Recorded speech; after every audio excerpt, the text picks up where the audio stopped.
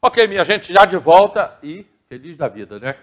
E como eu abri o programa hoje falando, abraço meu amigo Samuelzinho, acho que está indo para Rio das Ostras, deu a camisa de presente, e eu falei com ele, eu vou usar, Samuel, vou usar mesmo. Bom, para você que me acompanha, você tem visto aí nos últimos programas, que eu tenho falado aqui, e isso sempre foi uma tônica dos meus programas, tanto no rádio quanto na televisão, sobre Teresópolis ter um deputado. Nós já tivemos deputado estadual, deputado federal, Salomão, Luiz Ribeiro, Luiz Barbosa, enfim. E todas as vezes que nós tivemos um deputado estadual ou um deputado federal, né, foi bom para Teresópolis. Paulo Nascimento foi deputado federal. O bairro de São Pedro, coisa que muito pouca gente sabe, o bairro de São Pedro deveria ter uma gratidão enorme com Paulo Nascimento.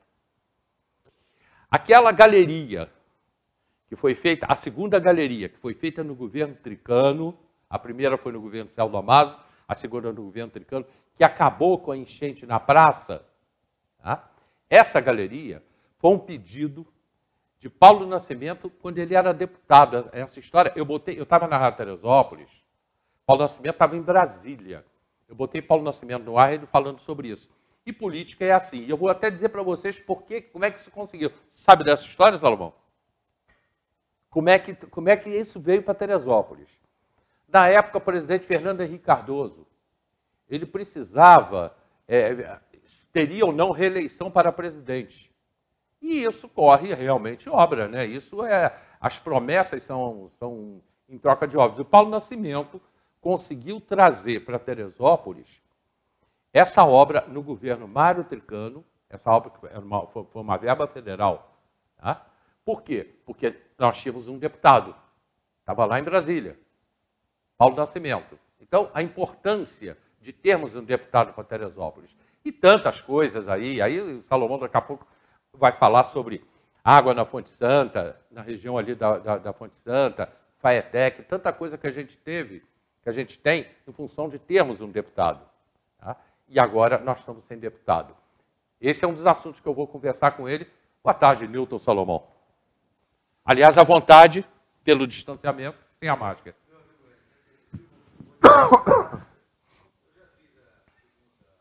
Dose. Eu também. Sem áudio. Microfone. Tem que botar para cima. Agora está bem? Tá, né? Então, cumprimentar você, agradecer a oportunidade de estar aqui na TV Diário, no seu programa. Tirei a máscara aqui, como disse, já tive a Covid, já tive no hospital, mas já tomei as duas doses da AstraZeneca, né? Então, estou bem, mas sempre protegendo, que eu acho que a gente ainda vai demorar um tempo para... com certeza. Enfim, deixar de lado essa tal pandemia que tem levado grandes amigos nossos. Mas, olha, quero te agradecer pela oportunidade de estar aqui, estar conversando, estar falando, não é, com os seus telespectadores. Para a gente isso é muito importante, porque a pandemia nos deixou mais assim em casa, né? Mais preso, e era assim mesmo que tinha que ser. E a gente sente saudade das pessoas, de estar conversando, seja na rua, seja trocando, né, essa conversa que vai daqui, mas vem de lá também, através das perguntas. Depois a gente encontra aí a turma na rua e é muito bom. Então, eu quero te agradecer a oportunidade de estar aqui com você hoje. E a gente está fazendo... voltei a esse negócio, Salomão, de termos. A gente precisa de um deputado estadual, de um deputado federal. E você já teve lá. Você foi deputado. Quer dizer, você sabe melhor do que ninguém como precisa de uma representação. Hélio, vamos falar aqui. Olha só. Hoje há uma discussão nacional sobre a história do voto distrital. Só para explicar aqui rapidamente. A Alemanha tem um sistema que nenhuma comunidade, nenhuma cidade fica sem representação no seu, vamos chamar assim, uma analogia brasileira, seu congresso. Que é o voto distrital. Exatamente. Por quê? Porque eles entendem o seguinte, tudo bem, tem os grandes temas para discutir e tal, mas cada comunidade tem a sua realidade, as suas necessidades. Olha, eu estava observando e levantei esses dados.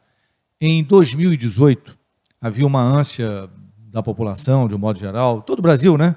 Por modificações, por gente nova, é natural esse sentimento. E aqui em Teresópolis, dos 124 mil votos apurados, pelo que eu levantei, 124 mil votos, só ficou em Teresópolis 24 mil votos.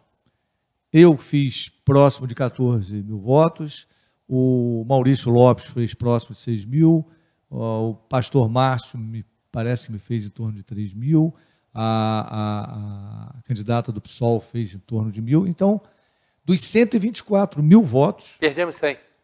Perdemos 100 com abstenção, nulo, branco e com a grande maioria que foi para fora.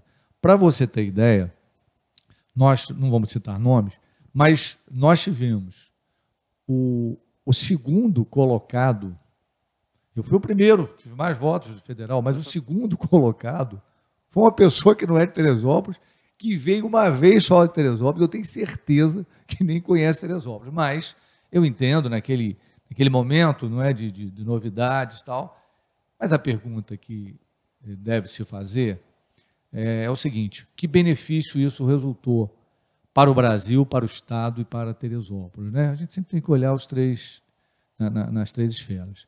Porque, para Teresópolis, eu creio que o prejuízo foi muito grande. Olha, vou citar aqui alguns exemplos do prejuízo que nós tivemos. Nesses últimos anos, a FAETEC, que já teve mais de 30 cursos, a FAETEC praticamente está parada, não é? FAETEC. Nós acabamos de perder a nossa agência da Receita Estadual, agora é apenas um posto. Na questão do pedágio, para você ter ideia da concessão da CRT, que está lá ainda na BR-116, você veja, a força dos deputados federais de Caxias, somado aos de Magé, eles estão conseguindo, a informação que eu tenho é essa, eles estão conseguindo tirar a praça de pedágio de Piabetá e empurrar aqui para a subida da serra. Não exatamente na serra, mas ali a partir da parada ideal. Então você veja a importância dos deputados, estou citando o exemplo de federal, como citei também o caso da FAETEC, que é do Estado, da Receita Estadual, que diz respeito a um deputado estadual. Então, isso é muito ruim para a cidade. O que a gente tem visto aqui, muita gente não percebe, não tem noção desses detalhes. Então, no momento em que se pode provocar essa conversa, essa discussão, não que a cidade deva ter nada contra as pessoas, candidatos que não são da cidade, deve respeitá-los, mas deve ter uma noção do que se quer. O que nós queremos? Nós queremos, como acontece muito, né? Aquele cabo eleitoral que faz um acordo com o candidato que não é da cidade, ganha o seu dinheirinho, ele está resolvido o problema dele, porque ele ganhou o dinheiro dele. Depois, ele não pode nem pedir nada que ele, se o deputado dele for eleito, não pode nem pedir, porque o camarada vai dizer, eu te paguei. Não é? Então, isso acontece. E, às vezes, o cidadão mais simples, não é? que respeita, que gosta daquele cabo eleitoral que está próximo dele, ele não percebe isso e ele acaba embarcando também. Não, dou esse votinho aí. Só que com isso, ele não está, o cidadão nosso não está percebendo que ele está deixando de receber. Vou citar novamente a questão do federal.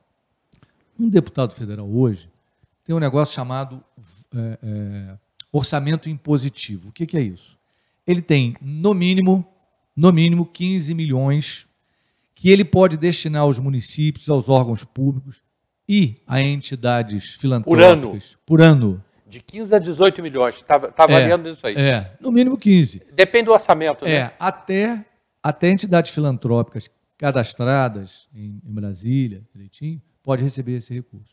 Sendo que desses mínimo, 15 milhões, quando ele destina, diferente até do deputado estadual, porque o estadual, ele depende do governador se aceita ou não.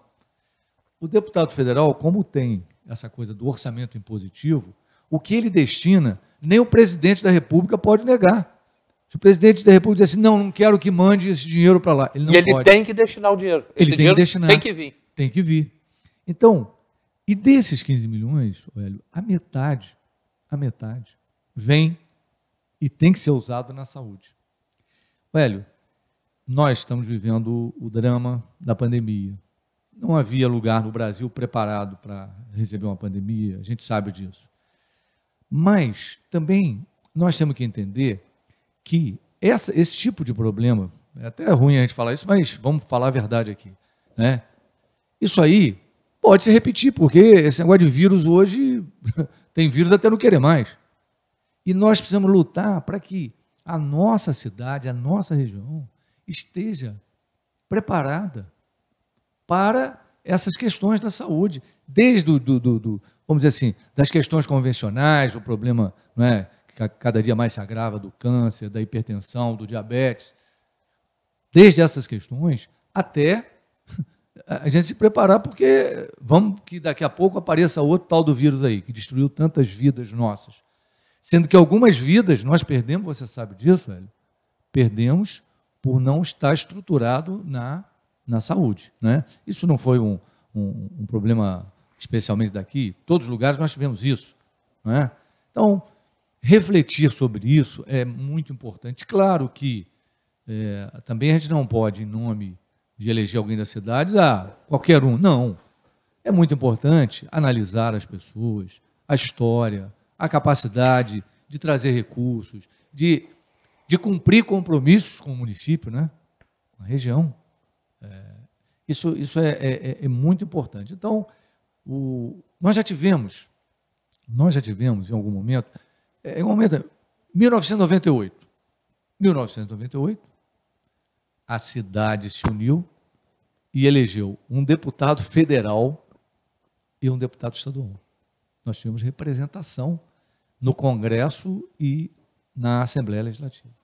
E o que foi bom para Teresópolis naquela época? Olha, veja bem, primeiro, só o fato de você já ter uma representação já é bom. Às vezes o cidadão não sabe disso. Vou dar um exemplo para você sobre isso. Olha, vou dar um exemplo agora. Nós estamos aí com o INSS paralisado. Não sei se vai abrir, me disseram até que ia abrir hoje. O INSS é um órgão federal. Está fechado. O povo está sofrendo. O povo está sofrendo. E me parece que era uma obra que tinha que ser feita, porque está caindo lá uns rebocos, enfim. Bom, mas é 1 ano e meio. Eu acredito que as autoridades aqui do município, do INSS, lutaram por isso. Mas talvez a verba não saiu, o dinheiro saiu. Você imagina, você tem um deputado federal, vai lá e diz, meu irmão, meu amigo, a minha cidade, o povo está sofrendo, esse dinheiro tem que sair. Eu me lembro, quando eu assumi o mandato, em 1997, deputado estadual, o Colégio Higino da Silveira estava com seu telhado perfurado e a água descia, Hélio, ia direto na biblioteca, estava acabando com a biblioteca do Higino da Silveira. Eu fui lá para a Assembleia, subi a tribuna, fui no governador, fui no secretário de Educação e a obra saiu. Salvamos aqueles livros e está lá uma escola importante, que até vai ter uma obra boa agora, com uma quadra que eles têm interesse lá de fazer. Então, é isso. Claro que tem que se analisar quem é, mas o mais importante é o cidadão imaginar o seguinte, o que eu quero para a minha cidade? Né?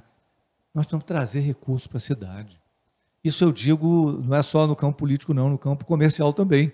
Eu sempre digo, quando abre uma empresa em Teresópolis, de gente de Teresópolis, que investe em Teresópolis, a gente aplaude. Né? As empresas que trazem dinheiro para Teresópolis, hoje, por exemplo, nós temos as empresas de tecnologia, né?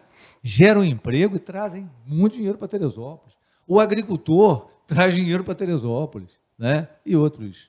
Então, isso significa mais tributos, mais obras. Então, é muito importante que a gente analise isso, que a gente olhe isso, que a gente compreenda isso e que a gente converse sobre isso. Não é? Porque conversando, com diálogo, que a gente avança. Então, às vezes em casa, a gente explicar isso, uma pessoa mais simples, a importância, né, de ter essa representação na Assembleia, na Câmara, né? Dizer que ó, a saúde pode melhorar, as estradas podem melhorar. A gente, é natural que os candidatos tenham os seus compromissos, tenham os seus sonhos, tenham os seus desejos de trazer recursos, fazer obras. Quantas obras nós precisamos em Teresópolis? Quanta coisa boa nós podemos buscar que vai trazer benefício à cidade como um todo, né? Eu já tenho aqui algumas perguntas para você e coisas que eu também quero trazer para esse nosso bate-papo. Eu tenho um comercial agora, mas você lembra quantos votos Eduardo Cunha, aquele que está preso, que aliás agora está em casa, prisão domiciliar, aquele mesmo, foi presidente da Câmara. Quantos votos Eduardo Cunha levou de Teresópolis? E do bairro de São Pedro, a maioria? Muito voto. Cerca de 6 mil votos. Muito Na voto. época eu falei isso. Levou aqui de Teresópolis. E boa parte, me permita dizer isso aqui, porque... Eu sei o que você vai falar. Em boa parte, ele, de certa forma, trouxe uma conversa que sensibilizou algumas pessoas, umas lideranças da comunidade evangélica, exatamente, que abraçaram e essas lideranças sabem, elas foram avisadas do que poderia acontecer. Mas a gente tem que respeitar todo mundo, né? Mas o que acontece é que o prejuízo foi muito grande. E eu falei, gente, cuidado. Na época eu não podia falar o nome dele.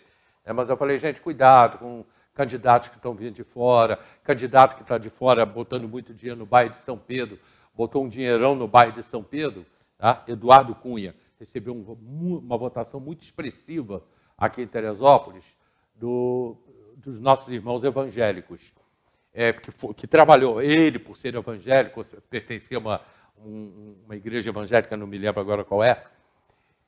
Ótimo, foi presidente da Câmara, aquela história toda, está preso. Preso por roubo, corrupção, safadeza. Mas não é só isso, você falou que botou um dinheiro, não. Ele botou dinheiro na campanha. Na campanha, Para os cabos eleitorais. Depois nunca mais voltou aqui. Nós não temos conhecimento de uma obra, de um recurso que ele tenha mandado para Teresópolis. Pelo menos eu não sei. Se alguém sabe, pode comunicar aqui para você informar, né? Para a gente não ser injusto. Mas eu não tenho conhecimento disso. Ninguém não tem. Se eu sou deputado por Teresópolis, eu vou botar a minha verba em Teresópolis. Se eu sou deputado pelo Volta Redonda, por exemplo, se eu recebi voto em Teresópolis, vou dar uma merrequinha para Teresópolis, mas o que eu vou botar é onde eu recebi mais votos. Isso é óbvio. Isso é óbvio. Então, a gente realmente, precisamos realmente votar em candidato a Teresópolis. Eu tenho aqui já perguntas aqui pelo WhatsApp e também pelo Facebook para Newton Salomão e quero bater um papo com ele também sobre o momento atual que a gente está vivendo politicamente em Teresópolis. Mandacaru, pizzaria lá no alto, pertinho da feirinha, hein? Chegou na feirinha, entrou em direção ao Clube Combari, Mandacaru. Ali na Mandacaru, além de estar muito quentinho, e estava mesmo. Sexta-feira eu fui lá, estava quentinho, estava ótimo lá na pizzaria. Com aquele... Lá é forno a lenha, né?